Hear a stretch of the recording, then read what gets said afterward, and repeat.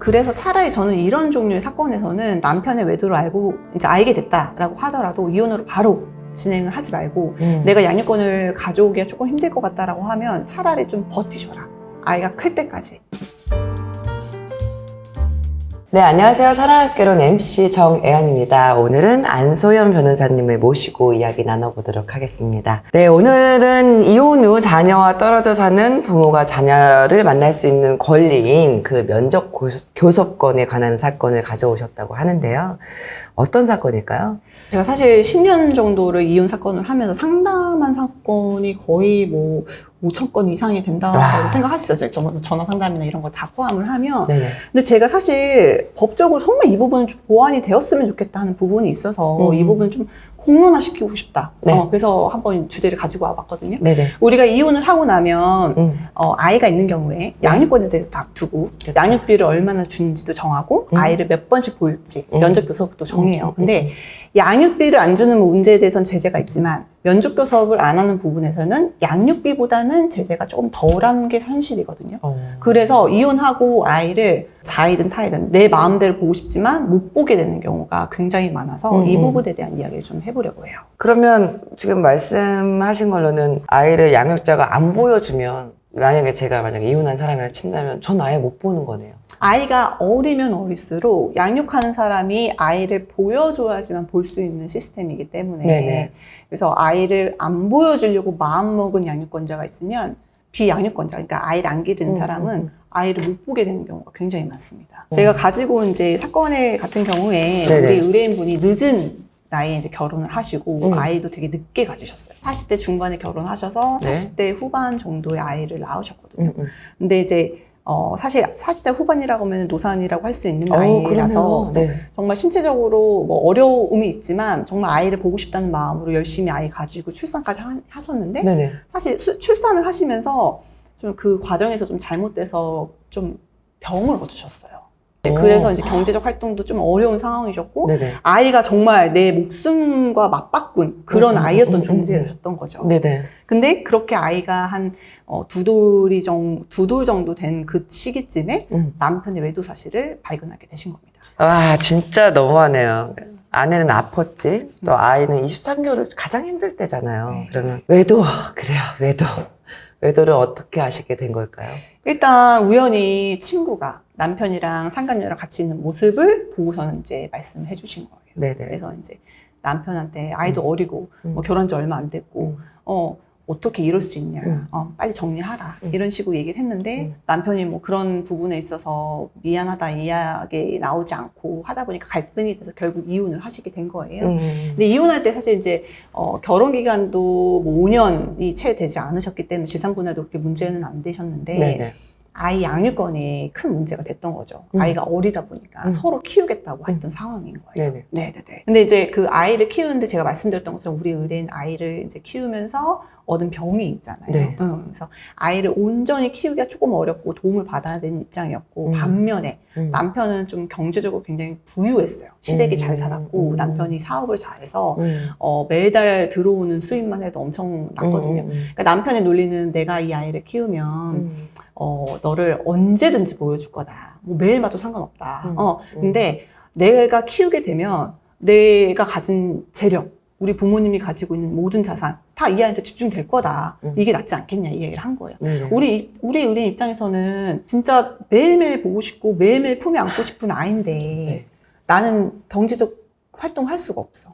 근데 양육비를 받아봐도 지금 어떤 기반이 있는 게 아니라서 이 돈도 사실 그게 크게 와닿지가 않고 차라리 내가 내 욕심 좀 포기하고 아이를 위해서. 네, 아이를 위해서 남편한테 보내되 나는 정말 아이 수시로 보면 되지 하는 생각으로 양육권을 주는 걸로 결정을 하시고 이혼을 하게 된 거죠. 근데 양육권 포기하는 식으로 이제 조정이혼 하시고 난 후에 우리가 조정이혼이라고 하면 조정기일날 잡아서 이제 조정조항 하고 사인하면 그날로 끝. 맞아요. 그리고 더 이상 다툴 수 없잖아요. 네. 그 다음 날 네. 아이한테 전화를 했는데 차단이 되는 거예요. 그러면 그쪽에서 면접교섭권을 지켜주지 않는 거네요. 네. 처음에 면접교섭을 조금 잘 지키다가 안 지키는 경우가 굉장히 많은데 이 사건에서는 이제 면접교섭 아예 처음부터 잘 안 해주려고 했던 사건이었던 거죠. 그래서 우리 우리인 입장에서는 연락이 안 돼서 남편한테 연락을 하고 어떻게 빌어서 면접교섭을 하게 됐는데 면접교섭이 뭐 일주일에 한 번, 원래 매일 봐도 된다고 하다가 일주일에 한 번, 근데 그 다음에는 안 된다, 2주에 한 번, 그러다가 한 달에 한 번, 이렇게 계속 그 텀이 길어진 거죠. 텀이 길어지고 나서 차단이 계속 되니까 그때 변호사님을 찾아가신 거네요. 네, 맞아요. 그래서 면접교섭 이행명령 신청하고 싶다라고 해서 저희 사무실에 오셨고 제가 이야기를 들어보니까 너무 억울하시잖아요. 그쵸. 그래서 빨리 소송을 진행했던 사례였습니다. 사건은 어떻게 됐어요? 일단은 뭐 저희가 면접교섭 이행명령 신청하니까 남편이 양육비 청구 소송이 반시판으로 들어옵니다. 진짜요? 네. 그러니까 이분들이 이혼을 할 때 제가 말씀드렸던 것처럼 우리 의뢰인이 병이 있으셔서 소득 활동을 거의 못 하신단 말이죠. 그리고 재산분해도 많이 받으신 게 없으셨고. 남편 논리는 이거예요. 네가 이혼을 할 때 소득 없었지. 근데 너 지금 알바 뛰고 있지. 네. 소득 있지. 네. 근데 우리 의뢰인 진짜 150만 원 받고 계셨거든요. 최저 어떡해. 시급도 안 돼요. 네. 왜냐하면 매일매일 할 수가 없어. 강한 노동도 할 수 없어. 그러니까 그리고 이제 나이가 있으셨잖아요. 그쵸. 이제 이미 50대 초반이셔가지고 네. 하실 수 있는 게 거의 없으니까 최저시급을 받는데 음. 너 이거 돈 생겼으니까 너 양육비 내놔. 그럼 내가 애기 보여줄게. 라는 식으로 양육비랑 면접교섭을 맞바꾸자. 뭔가 이런 식으로 좀 치사하게 나온 거예요. 그러면 남자 쪽은 경제적으로 탄탄하면서까지 어쨌든 양육비 청구까지 한 거잖아요. 네. 아, 진짜 너무한 것 같은데 네. 아이는 그럼 계속 보게 될 수 있는 건가요? 아니면 어떻게 그 기간 동안은 못 보는 건가요? 어떻게 되는 건가요? 일단 뭐 면접교섭 이행 명령을 하면 법원에서 권고는 해요. 네. 아이를 보여줘야 된다라고 해서 면접교섭이 이루어질 수는 있는데 그것도 사실 조금 이제 보여주기식인 거죠. 보통 저희가 기일이라는 게 법원에서 이제 당사자끼리 만나서 법원에서 그 사건을 심리하는데 8월 30일 날 봤다. 그러면 9월 30일 이렇게 한 달 단위로 열리거든요. 네네. 그러면 그 사이에 그냥 한 번 보여주는 거예요. 잠깐 몇 시간.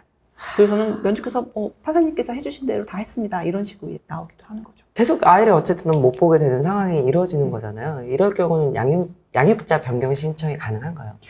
양육권자 변경 신청이 이론적으로는 가능해요. 네. 이 사건에서도 면접교섭 이행명 신청했고 결국에 안 보여주니까 이렇게 권고했는데도 안 보여주니까 과태료까지 내는데 제가 말씀드렸지만 남편이 경제적으로 잘 살죠. 네. 과태료가 문제가 안 되겠죠.